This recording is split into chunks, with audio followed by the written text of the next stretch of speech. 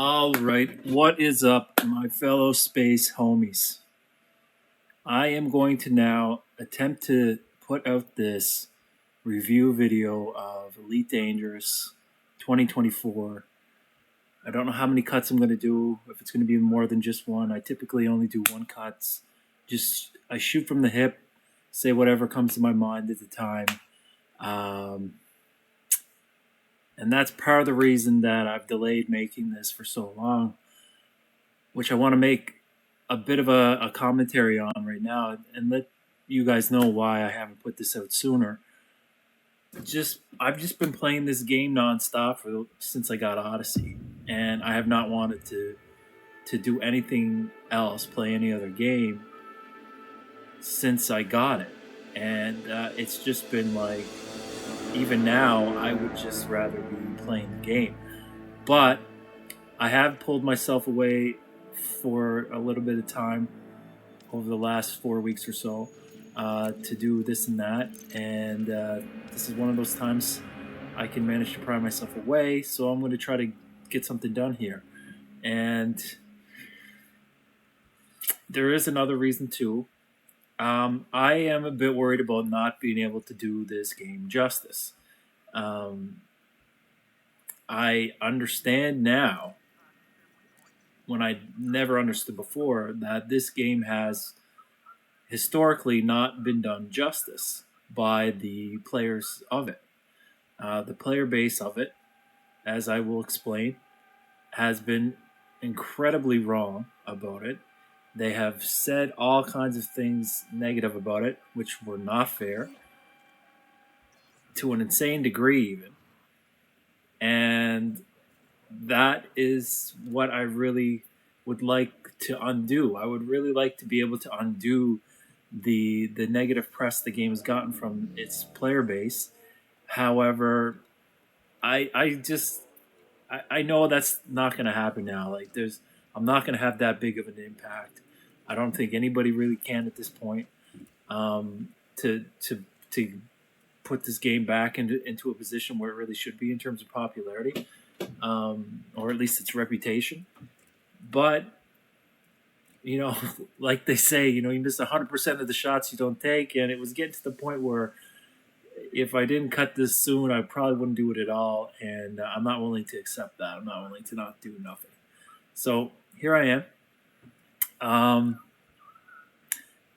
The format of this is not going to be like a lot of other review videos. I'm not going to break down step by step every single thing about the game and give my take on every single little thing. I'm not going to explain everything about the game. I'm actually going to assume that people, for the most part, know what this game offers, at least offers without Odyssey, just like Horizon's Elite Dangerous.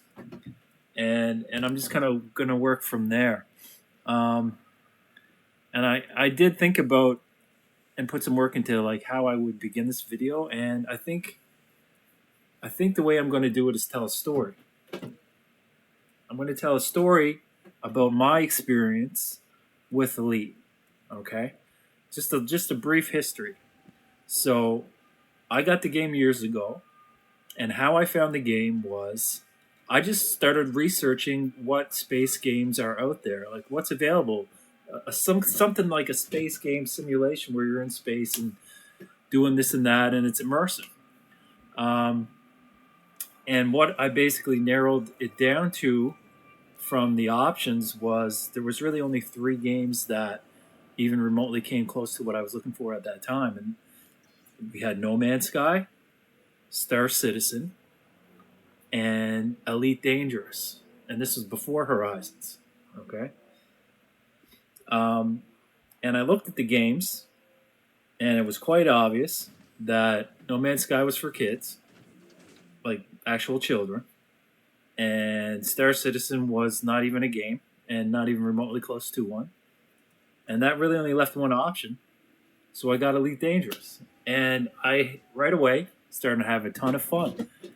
And I don't mind telling you that for probable years, like literal years, I was just an extreme noob in the game. All I was doing was trying to do combat in Hazreses and stuff.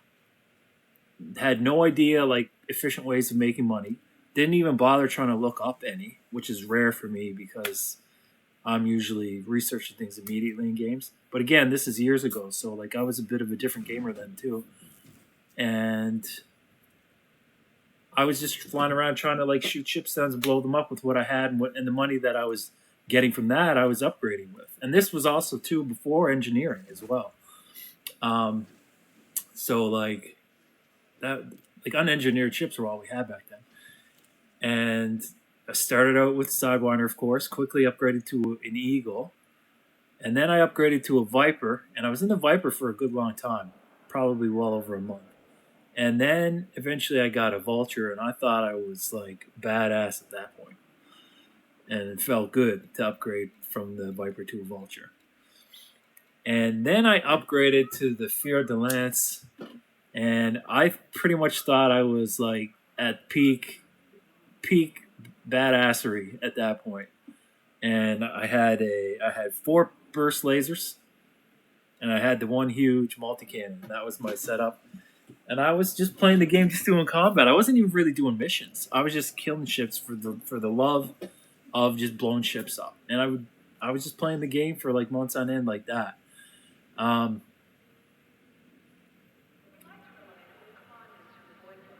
and that was fun. So, but eventually, I came back. I took a break from the game. I actually took a break from the game at multiple points between the start of the story so far and what I just told you I did. I was playing lots of other games. I'm a massive gamer just in general. I play a ton of different games, super sweaty. Definitely wasn't just playing Elite, but around the time I kind of had my fill of the Fer de Lance, and I was like a bit bored with Elite. And then between that time and when I came back, I started finding out about engineering, which was a new thing to the game. I think finding out about that engineers were in the game was part of the reason I came back at that time. And then I also started finding out about how to make money a bit more efficiently too with mission stacking. And I got enough money where I could really have any ship. I could buy Anacondas if I wanted to, although I didn't want to fly them at that time at all for any reason. And but I kind of wanted to have the Corvette and the cutter. So I did started grinding that out, and at the same time I was doing engineering, but I was doing engineering really inefficiently. I didn't know all the good ways of getting the stuff. I didn't even try looking for them.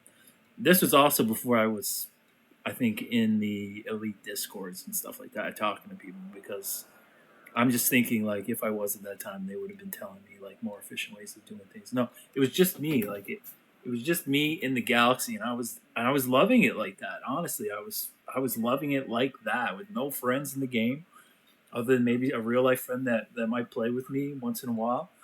Would be a different new life friend, at each time probably. I don't remember ever having a big group. It was usually just me and one other guy. Maybe, usually not even anybody, just me. And I was just loving the game like that, just totally immersed in that space. Everything felt like super mysterious and real and just cool.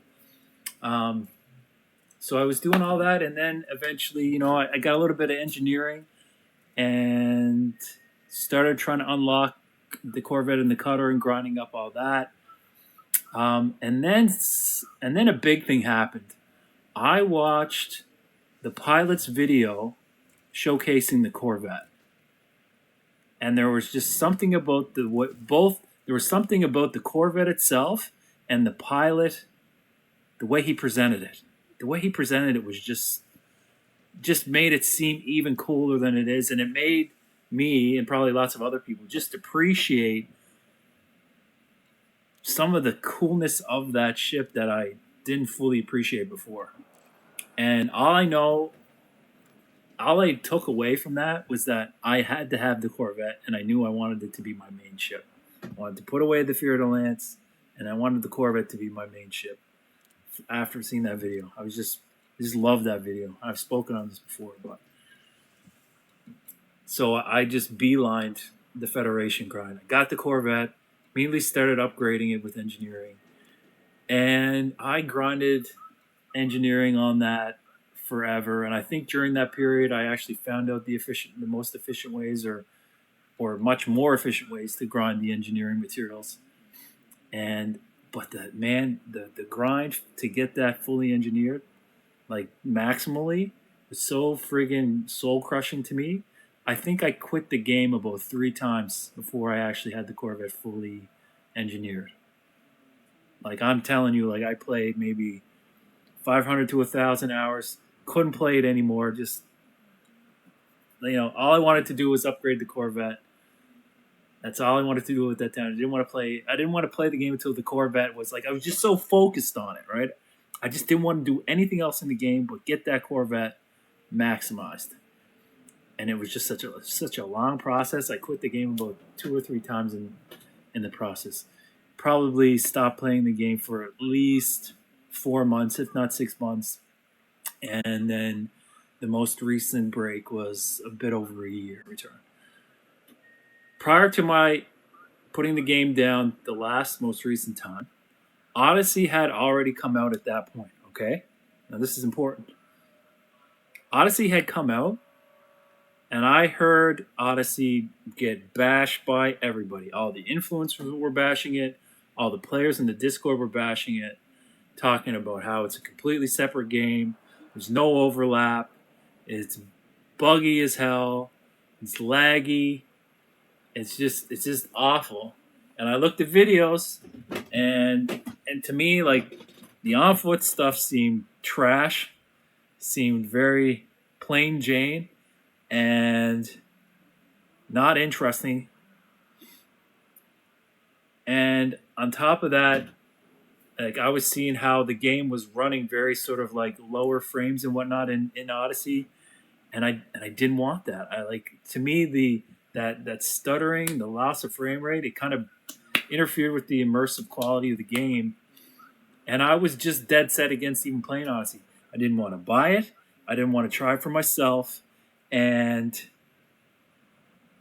in fact, if somebody bought it for me, I still wouldn't have played it. I would just be in Horizons because it was just poison to me. Like, you ever hear of the expression "poisoning the well"? Well, the well was like nothing but poison for Odyssey at that point. I didn't want any part of it. Firmly against playing it. Just strongly against playing it. All right, so I didn't even really think about it more than that. I just continued enjoying the game at Odyssey until I put the game down that most recent time. So now we go back to what I started talking about. I returned to the game 4 weeks ago. I saw Odyssey on sale for $10. Okay, $10 is nothing, right? So and in that moment, I was actually a bit bored with the other games I was playing. I was playing most recently Mortal Online 2. That had hit a lull. There was a big server war going on. That was super fun for me. A lot of people didn't like it though, but I was loving it, and it kept me interested big time. But anyway, Odyssey was on sale, and I was like, "Fuck it, I'm gonna throw $10 at it, and I'm going to, for the first time, play." Okay. As soon as I started playing Odyssey, I was just shocked. I was shocked how good it was. Like completely blew me away how wrong everybody was that said shit about it before, on every level. And I've just been enjoying it like since, like just nonstop. Like I can't get enough of it. It completely changes Elite Dangerous into like a true space sim, a fully fleshed out from the ground up space sim. Like people talk about the way that it's described as space legs by the ED community. Even that is a bit of an insult to what it actually is. It's not just space legs. What it did is it radically changed the game into like a full space experience. And that reminds me too of the other criticism about, like, one of the things I was completely wrong about, that everybody was saying, it wasn't my fault, It was my fault for listening to them, but I didn't come to this conclusion on my own or anything. But like my impressions were totally formed by what other people were saying. But like they were saying how there's no overlap between Odyssey and Horizons. It's just like you just have your on foot stuff, and that's just like completely separate from the space stuff. Wrong, totally wrong.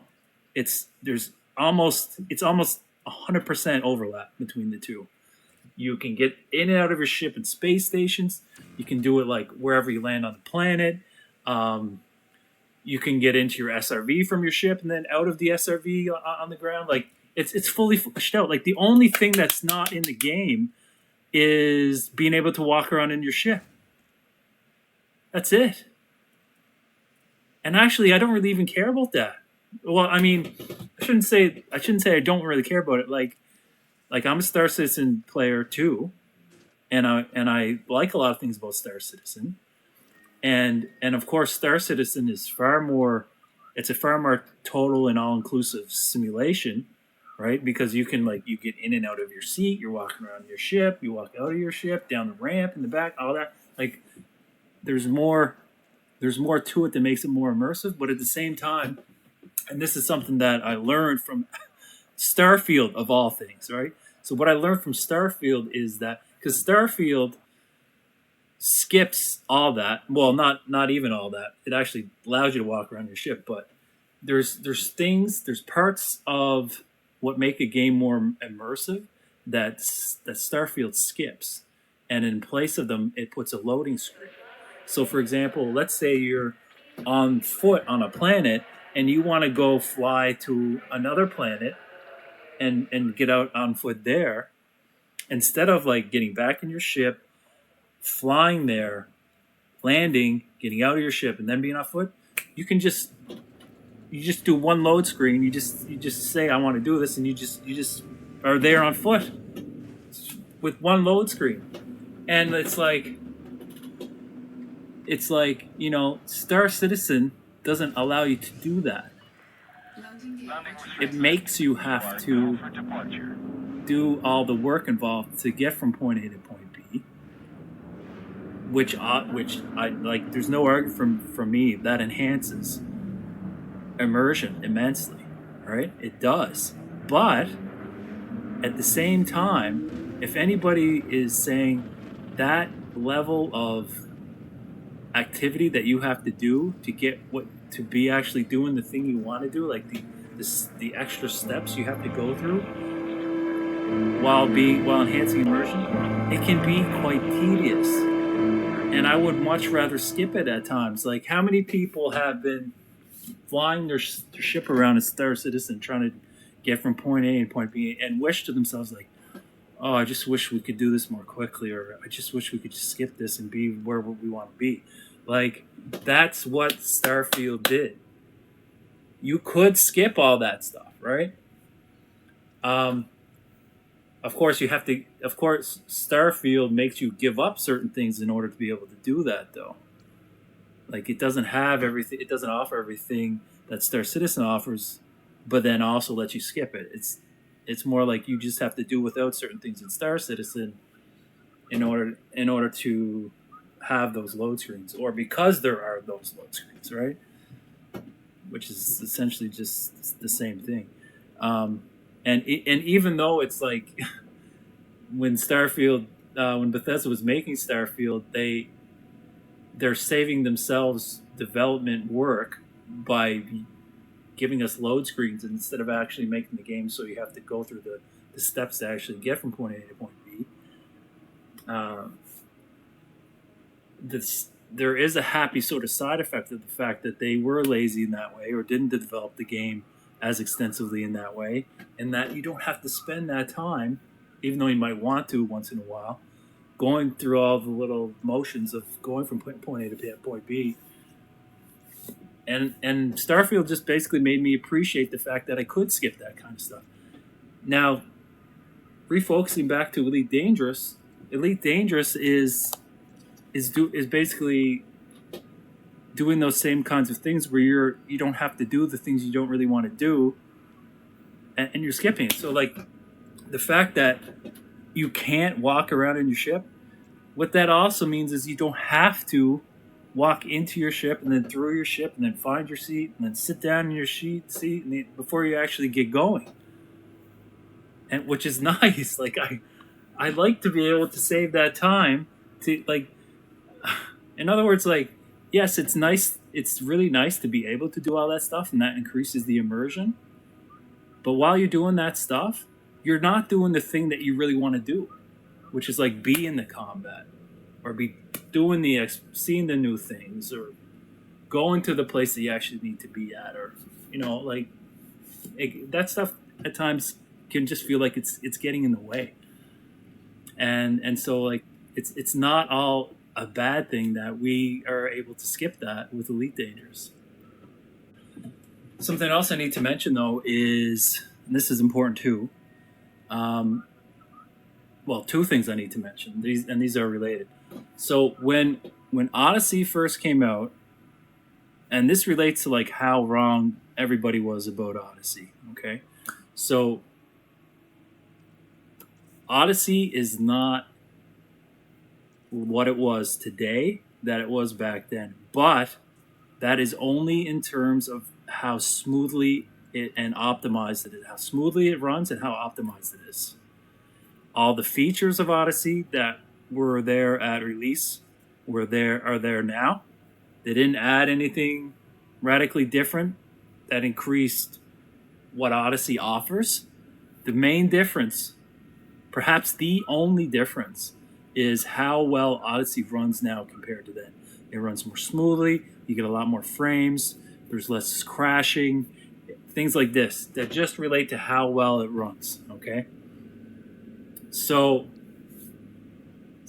like I can be much more forgiving of the people who might have shit on the game back then, but only because of how shitty it was actually running, as opposed to the features that were present at that time compared to now, which are the same.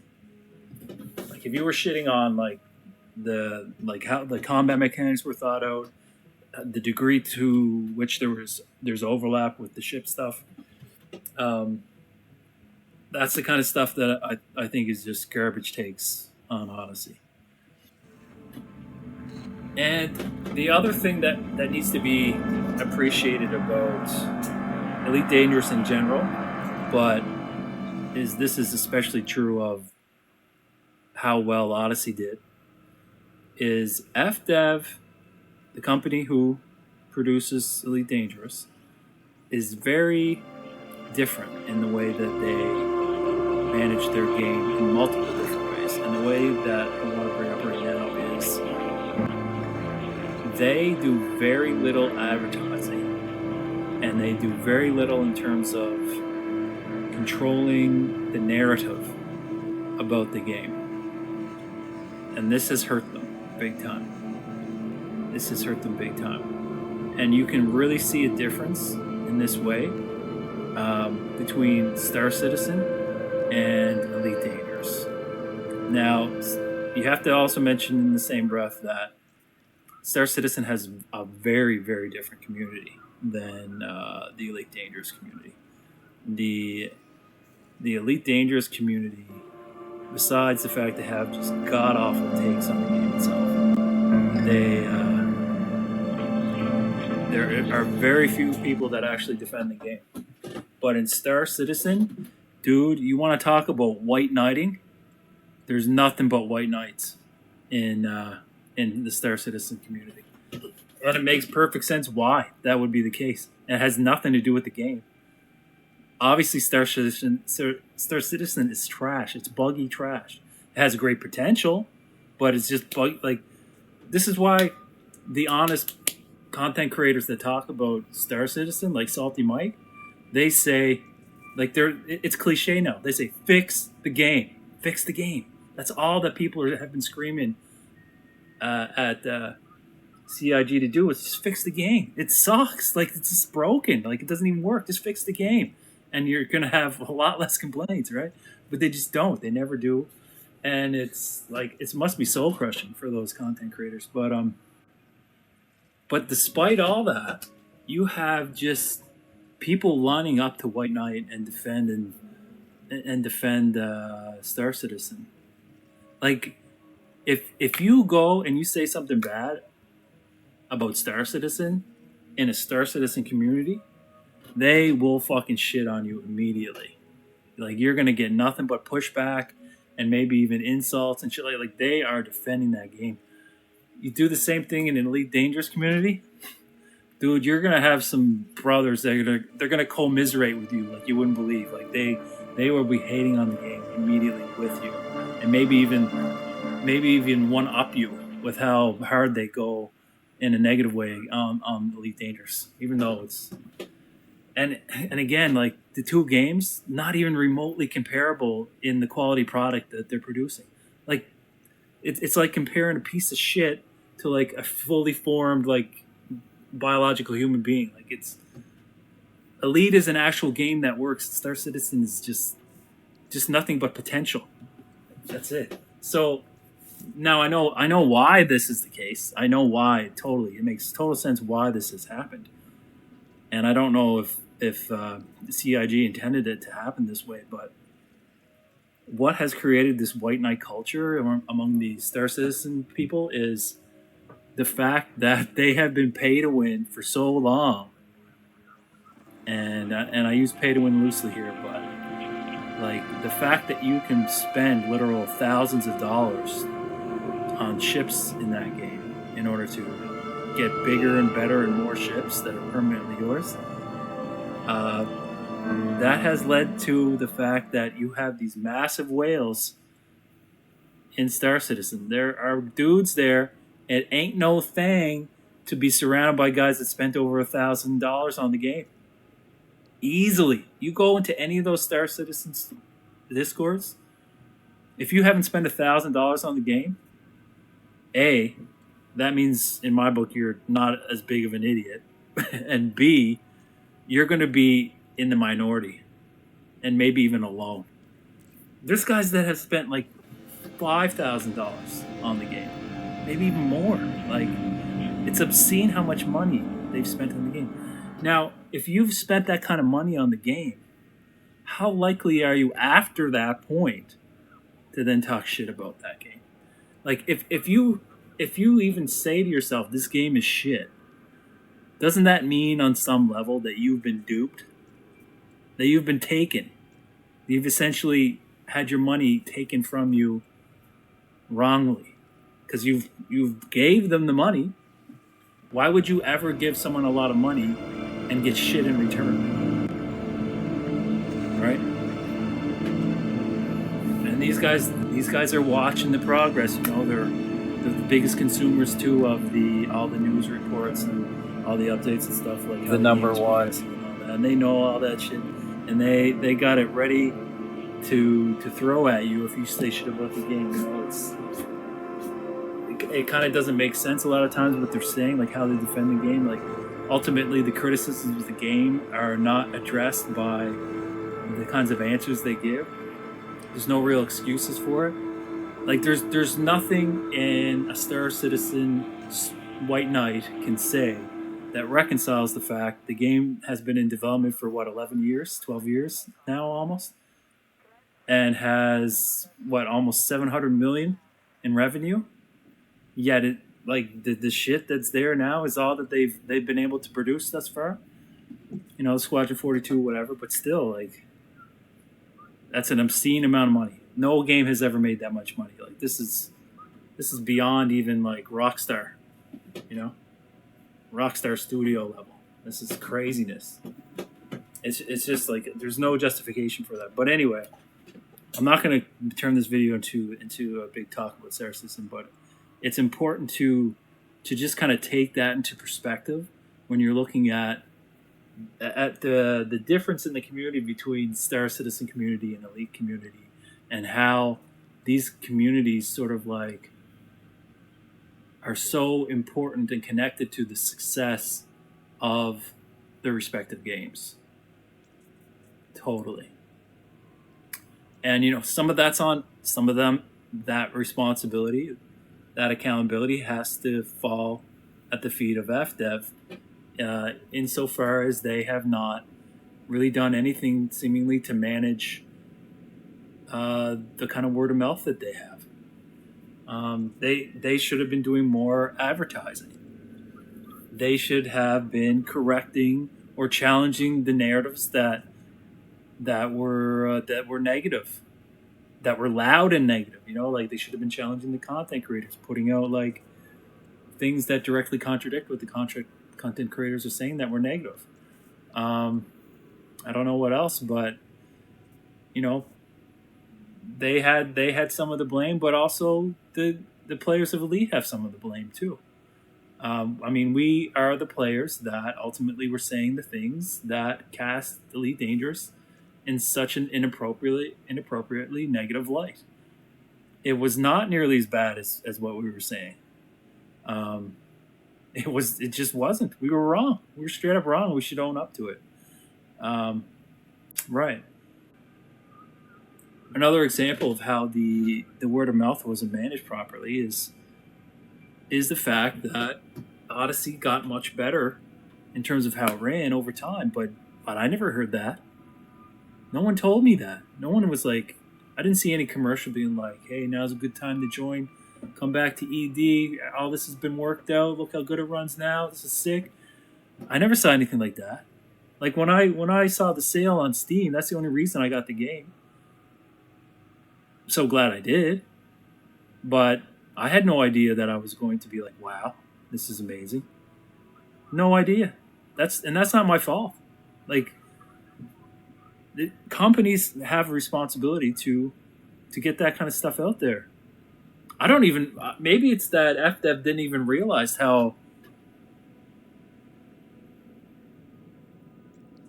their product was that much more impressive over time than it was when they first released it. And they didn't feel they need to do anything. Like, if you look at look at No Man's Sky, right? No Man's Sky had what they called the engoodening of No Man's Sky, right? And it underwent big changes. People were ranting and raving about the changes. Like I saw that coming. I didn't see it coming. I saw it as it developed, and I knew that it was experiencing this growth, this change, this improvement, and that's why I started playing that again at a certain point. Basically, what happened with FDev and Elite Dangerous is it had an engoodening too, but it was like a shadow-engoodening. It was happening, and the engoodening happened in the shadow, and they kept it on the down low. Like in the way things played out, it was almost like they did it on the down low. They wanted to keep it a secret. Honestly, like that's the way it was like FDev. Like, what are you thinking? If your product, like, do you have any sense of like how good your product is, and like how profitable it will be for you to get the word out, like No Man's Sky did? Like, you have to look at that. I mean, you guys are in the business of making money, right? And I've talked about this before too, but part of making money from your product is making sure that people know about how good it is. Just in general, like some of the really great features of Elite, especially now, but these are features that always existed, are it's really a radically different space experience than any other game provides. Like some people, like that's not apparent at first glance, though. It seems like Star Citizen and Elite Dangerous and No Man's Sky are, rough approximations, not total radical departures from one another. But it is my view now that Elite is and has always been a radically different and better product experience space game than any other game. Like there's no game that comes close to this game in terms of like space games. There's none. The only one I would say even remotely approaches it is Eve Online, but Eve Online is like it's just spreadsheets in space, but nothing else even matches it. Like the reason why Star Citizen can't even be considered in the conversation is because I'm not even going to hold the fact it's not even a game against it, but Star Citizen is 1 fucking solar system, guys. And let's say it's 10 years in the future from now, and they have all the solar systems in it that they want to have. What's that going to be? Like 6, or 8 or 10? Like, I don't give a fuck about 8 or 10 planets. I blow by 8 or 10 solar systems when I do one jump in Elite Dangerous. It's a radically different experience. Like, it's a whole friggin' galaxies of millions or billions of systems. Like, once it's beyond a million systems, it's pretty much like it might as well be infinite because you're never going to see them all. But like, there's something that's added to the feel of the game just knowing that you're in you're in something that large. There's really nothing that compares to it. And I know that No Man's Sky has a universe basically that large, multiverse really. But No Man's Sky is for kids. Like, it's cartoony. You can't say it's a simulation in any way whatsoever. It's not in the conversation. Like, and on top of that, here's another way that Elite is radically different. Like, and all these ways it's radically different are actually very synergistic with one another, and that's part of what makes this game so great. Is, like, for example, this goes to the way FDev sort of manages the game too, and I really can't say at all if what I'm about to touch on is deliberate or not. This might be just because they dropped the ball and just didn't have the people to run it any differently. But like, what can't be really doubted is that FDev is very hands off when it comes to how involved they are in making the game any sort of experience. It's like the way they sort of like it seems like their philosophy, and again, I don't know if this is deliberate or not, but it seems like their philosophy is like, hey, here's a galaxy. It's unimaginably large, and you're starting here, and we'll see you later. That's it. You can do everything you can basically think of you should be able to do if you were really there.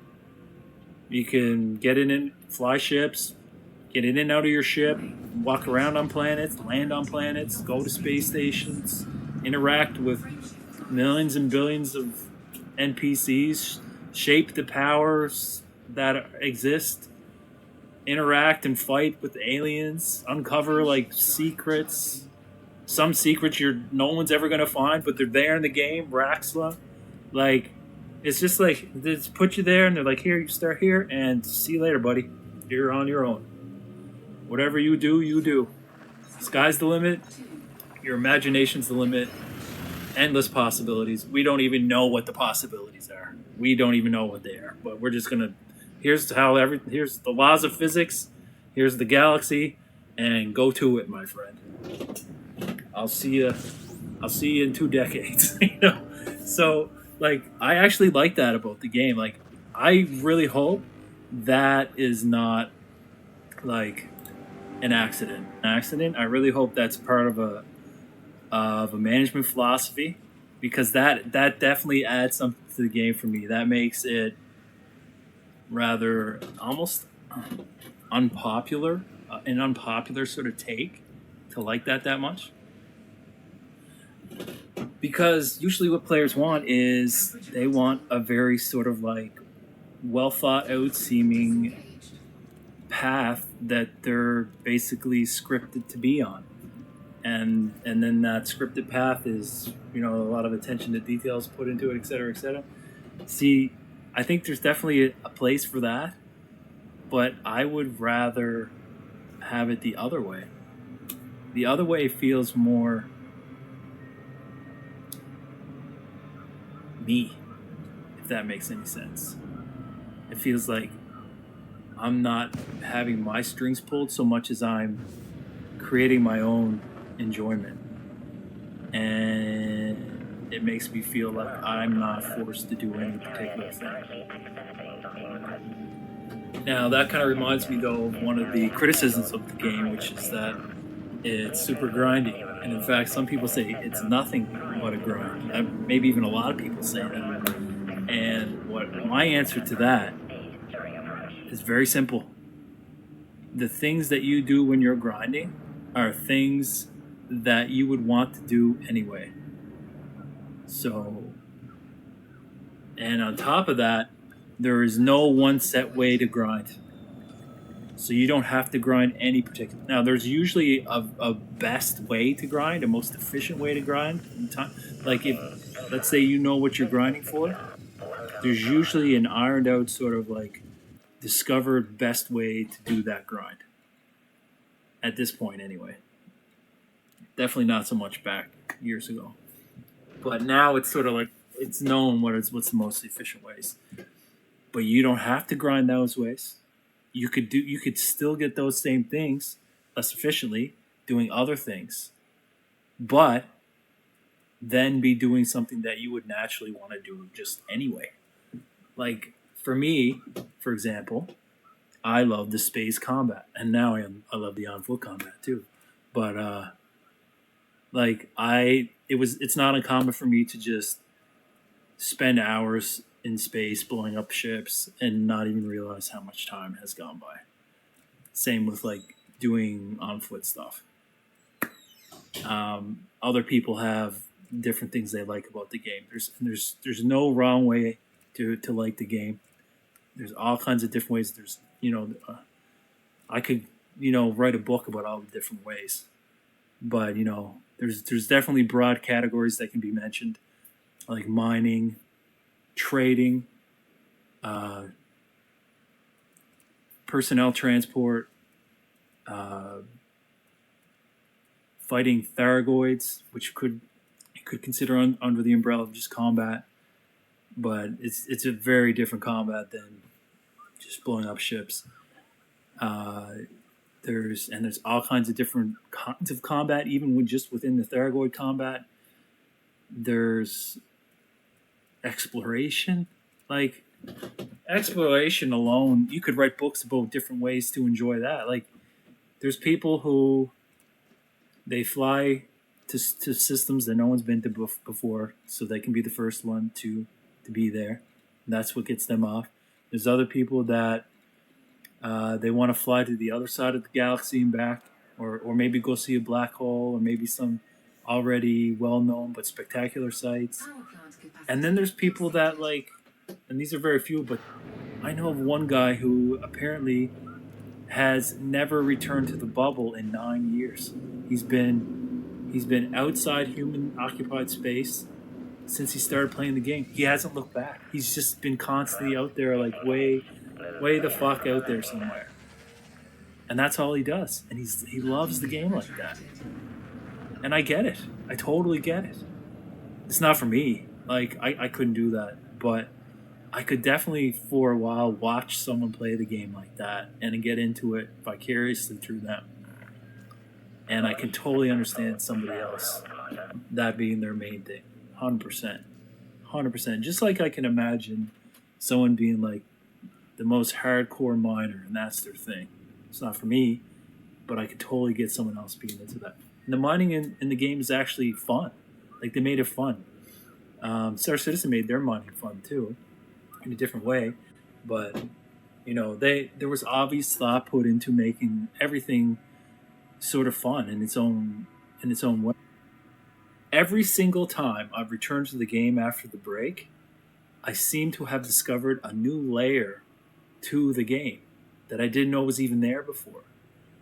And this most recent time I came back, obviously I came back and I was experiencing Odyssey, and to say that's a layer of the game isn't even coming remotely close to doing it justice. But one of the layers I kind of vaguely knew of before, but never really got into, is what they call the background simulation.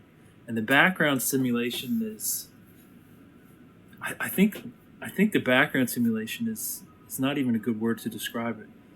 But what it describes is essentially the political structure of the fucking whole human species. So like what humans own what system and what station and what settlement, and how it's spread out and how that interacts with all these different things, and on top of that, like, it's a lot of that human stuff, and a lot of that power play, they call it too, is like, it's a lot of NPC stuff, like the big factions and the big powers. They're like NPC factions and powers, but but they have players within them as well too. Let's make no mistake.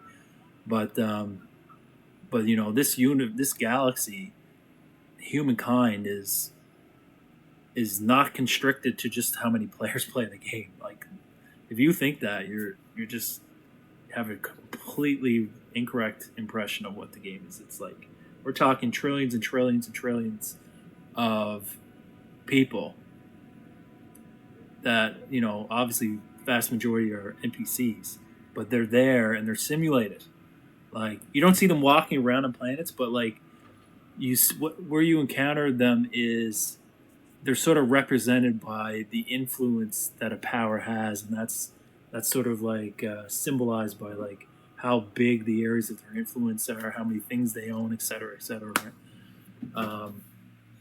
But mixed in with that too is actual friggin' player owned factions. So you could potentially own a faction in the game that's fleshed out in the game. You could then grow that faction to like overtake every other faction in your solar system, and then branch out from that into another solar system, and then grow there and like spread from there. Like, just there's no end to what can be accomplished like that. Only what the players do, and what you could think of to try to do with that. Another criticism I've heard on the game that I realize now such ass takes is when people talk about the on-foot combat. It's clear to me there was significant thought put into the combat, and my initial impressions of it was it's very simplified, plain Jane stuff like that. We're just completely wrong. Like, the way the weapons are, like, the properties of each weapon, there's clearly a sort of rock paper scissors thinking in it, and the way the weapons sort of like the pros and cons of one weapon versus another, and the situations that kind of like make one weapon better than another, and stuff like that. And then another thing too, like, a lot of people criticize like the shield health kind of mechanics and the AI. They criticize it for being like bullet sponges, but it's not. Like, people that say that seemingly have no idea, like, really how the shields work. So, like, in games where you're actually dealing with like just straight up bullet sponges, you break down their shield, and then you get into their health, and it's just kind of like a linear progression from one to the other. It's not. That's not how it works in this game. This game, I don't think there's any other game that does it the way they do it. But their shield mechanic is like, yes, the shield has a health pool, but until that shield is completely taken out, you can get no damage to the health of the person you're trying to kill. Like, and what that means is the difference between like other bullet sponge games and this game is, like, you can say that same thing about other games where you have bullet sponges, but the difference is, like, let's say in another game you get somebody's shield down to like 1%, and then you hit them with like something that would just do 200% of the damage required to then kill them once the shield is down. What will happen in other games is you'll hit them, their shield will go down, the damage that was like the health amount of the shield that was remaining will be subtracted from the damage you then apply to their health. In this game, it does not work like that at all. The way it works is the shield will absorb 100% of the hit that it receives, even if the shield's only at 1%. So in other words, it's kind of like having God mode while your shield is active, no matter how low your shield is. And like how you would kind of see that play out in a way that like would make you feel like you have God mode is, let's say you have 1% shield health. Let's say you were standing next to a nuclear bomb. There's no nuclear bomb in the game, but let's just say theoretically you were standing next to a nuclear bomb, something that would just vaporize you completely. All that will happen is the nuclear bomb will take out the 1% of your shield, and you will take no health damage because the shield absorbs the full brunt of that full nuclear bomb. Now, how you actually do see that play out in the game is, let's say you had 1% of your shield left, and somebody hits you with like a sniper rifle shot to the head, or you hug a grenade and it goes off, or someone headshots you with a rocket launcher. All that's going to happen is your shield, the 1% of your shield that's left, is just going to disappear, and you're going to have taken no damage after that. It'll be full health. You've just eaten the whole thing. There's no game out there that does that. So obviously, you know, like if you know that, that's going to change the way you play. That adds like a layer of complexity to the combat. It should, if you understand how the mechanic works, affect what choices you make when you're choosing what weapon to use and how to use your weapons, right? For example, like one weapon that kind of cheats a little bit to get through that mechanic is the shotgun, because the shotgun has multiple pellets, and the pellets that take out the shield will, like there's still going to be pellets that are also being sent at the same time, and certain pellets will be absorbed by the shield, and then the rest will carry through the health. So that kind of bypasses that mechanic. A couple other things they added recently with the Odyssey is the shuttle system. So you don't even need a ship now, really, to play the game. You could literally have no ship and tell a shuttle to take you to point A. You could then call a shuttle to pick you up, take you somewhere. Like, that's pretty fucking cool. And on top of that, there is a kind of a shuttle that's associated just with combat zones on foot. It's called Frontier Solutions. So you will be taken through the Frontier Solutions shuttle to an active battleground, if there's one in your system, and it'll just take you there. Like, you'll go through the whole process of flying in the shuttle. It'll be completely automated, and you'll put you on the ground, and then the battle's commenced, and you're in it. If you die, and this is a brand new thing too, this is brand new functionality with Odyssey. If you die, like normally when you die, you would start back at the last space station you were in. But at these combat zones on foot, if you die, you actually spawn in one of the drop ships that are regularly dropping down troops into the battle on both sides. But you'll be in a shuttle that is dropping out troops on your side only. And you will be right back in the battle like that. And doing that is actually pretty decent money for a new player who doesn't know all the best money-making ways yet. It's probably more money doing that than they would be able to make otherwise. And it's fun. It's super fun. Like, the first time I experienced one of these combat zones, I must have done probably 20 of them before I even took a breath, because I was just like loving it. And that's ultimately like what my metric of a good game is. All right, like there's definitely objective criteria you can use to evaluate games, but what you can't do is objectively say if a game is good or bad. You can use objective criteria, but you can't objectively give a final evaluation. There's no such thing in art or games. This is all subjective. However, I think that some subjective opinions are worth more than others. And what I've learned, what I've already said, is that the opinions of the Elite Dangerous community tend to be quite ass. For whatever reason, I've mused about what those reasons might be, but and I've talked about it too, but my experience with this game is quite clear. I've always had a lot of fun playing this game, and And simply put, I just very much regret that I didn't play Odyssey earlier. And I'm just having a ton of fun playing it now. I've been having a ton of fun since I started playing it 4 weeks ago. I don't see any end in sight, although inevitably I will probably move on to other games. But that's another thing too about Elite is like people keep coming back to this game, even the people that hate it. And I think that says a lot. That speaks volumes about the game itself. I don't know any other game where people just keep coming back to it.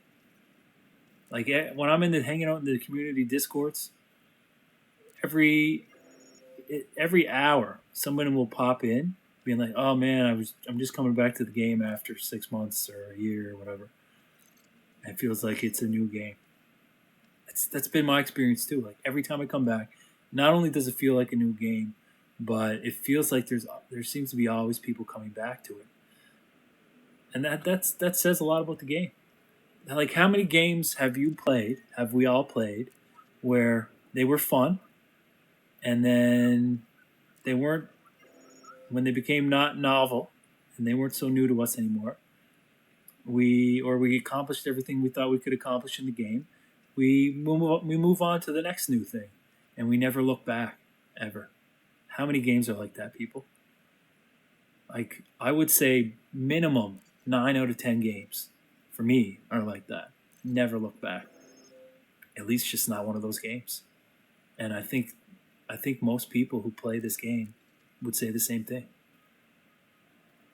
And the people who say negative things about the game, nonstop negative things, they need to fully appreciate that and what that says about the game too.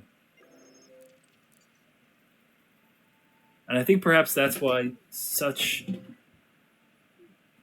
there's so many people who at one time or another, regardless of how they want to say they thought of it, they love the game. And I think that's part of the reason or what motivates people to eventually take such a negative view of the game too. It's like they had such a good time for such a long time of the game, and they're just not having that fun anymore. So they either stop playing, or they talk shit about the game, or both. But the reason why I would say that a lot of these same people have bad things to say about the game is simply because they've played the game so much. Like they've killed the game. They like not killed the game, but played the game to death, and in that sense, killed the game. And it's just like, yeah, that's good. That says something good about the game. The fact that you played it that much, and because you're not getting the same dopamine hits that you used to when you were playing it, it doesn't mean the game's worse or bad. That just means that you're used to how good it is. Essentially, that's what it means. You're just so used to how good it is, you take it for granted. And FDev's not going to correct you on that. No one's going to correct you on that except other players of the game who have a more fresh perspective due to being returning or having never played before. I just happen to be in the former category. And, I've been there too. Like I've already said in this video, I've quit the game multiple times. But I kept coming back. I never intended to. I never made a promise to come back. I never had any reason to come back other than part of me remembered something that I very much enjoyed when I was playing before, and was wondering if I played it again, if I would get that feeling again. And what was great about this most recent time is not only did I get that good feeling again, but now I have all these new good feelings that came about from experiencing Odyssey for the first time and seeing that this game is a true, fully fleshed out, complete space simulation where you can walk around and fly around and drive like SRVs around and do everything that you can think of. Not walk around in your ship, not jump out of your ship while it's flying, but it's just like you're put into a whole galaxy, and it just has so much going for it that no other game has, plus everything else that Elite has, and no other game even comes close to it right now. That's a space game. You know, a few months from now, I may be ready to put it down again, but that's not going to invalidate or change the truth of anything that I'm saying right now. I'm not going to hate on the game because I'm going to move on to something new eventually.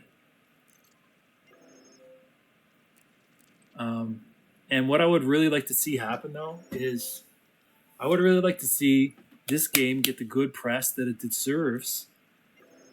Because, I mean, I don't know about you guys, but I like to share what I enjoy. That's why I stream. I don't stream because I'm trying to get anything from other people.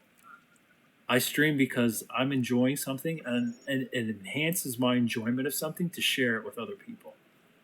I think that's a pretty human thing too, by the way. I think a lot of people could relate to that. It makes it more fun to me when other people are enjoying it with me or around me or just in addition to me. It just, I feel good about what I'm doing. If I'm having fun, I want other people to also have fun. And I think that the providers of that fun should be rewarded. Like, this company should be making more money. Like, if only as just, and that would be justice in this case. They deserve it. But there's even a better reason.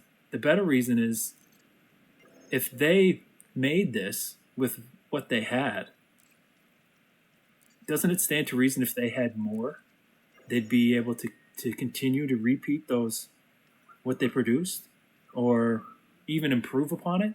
Stands to reason it would be like the more work they put into it, the better it could get.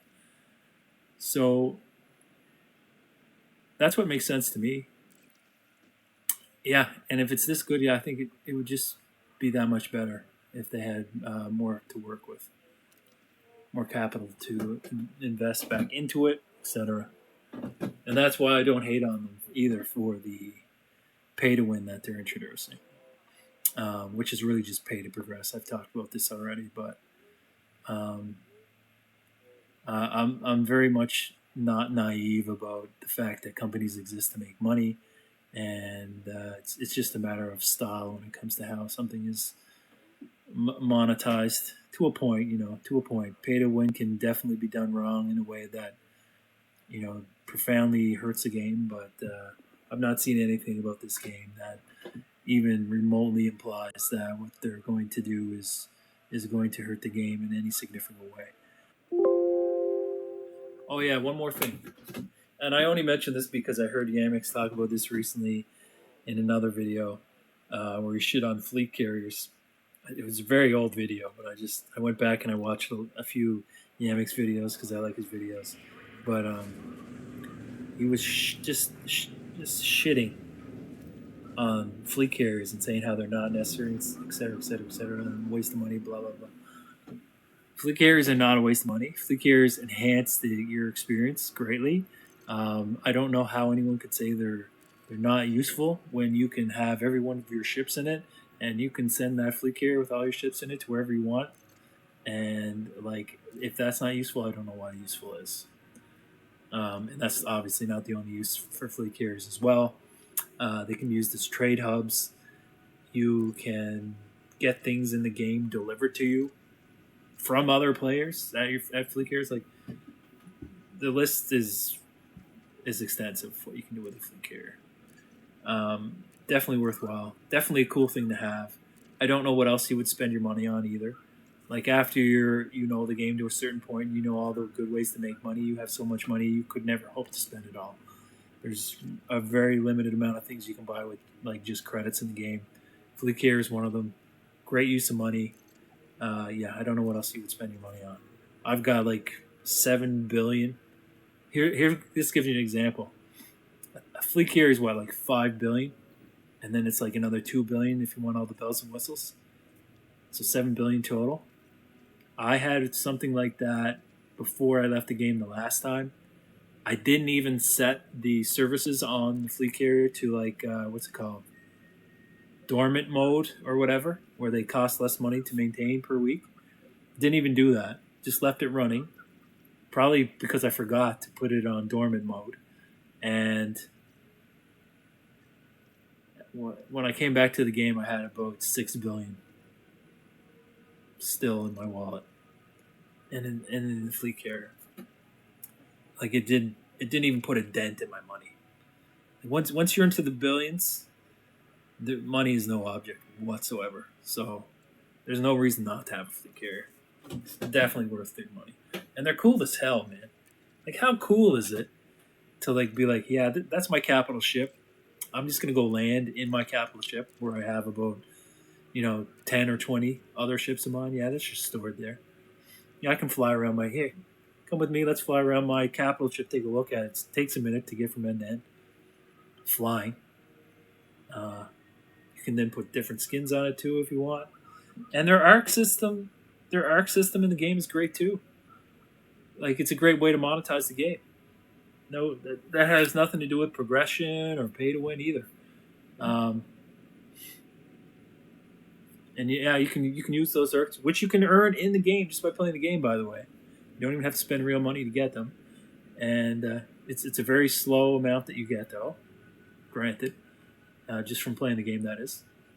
Um, but like, you can buy different looking skins for your fleet carrier, all kinds of different stuff. Like, there's just so much cool about the game. I really can't say enough good things about it at this point.